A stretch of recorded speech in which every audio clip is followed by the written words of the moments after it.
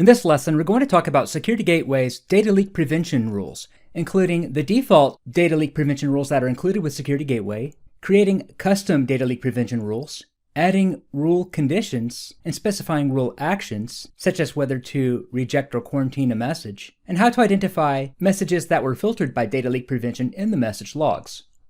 Security Gateway includes a variety of data leak prevention rules to prevent the leakage of confidential data such as bank account numbers, tax ID numbers, social security numbers, passport numbers, and so forth. It comes with all of these rules built in by default, and you can simply check the box for each rule that you'd like to enable. And if you'd like to see more details about that particular rule, you can highlight it and click on the Edit button at the top.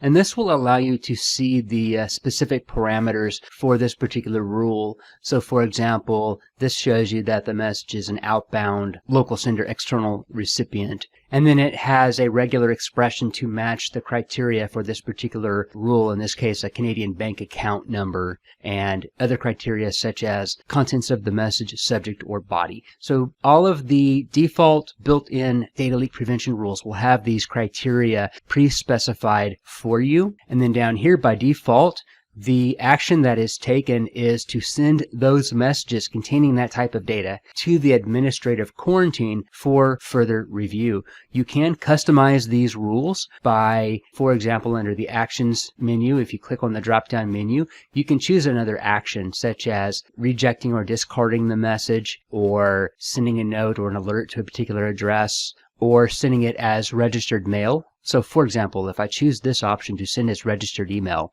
it opens up the RMail features where you can then select to have the message encrypted or utilize the track and prove or e-sign features. So for example, in this particular case, the message would contain sensitive data. You can encrypt that message accordingly.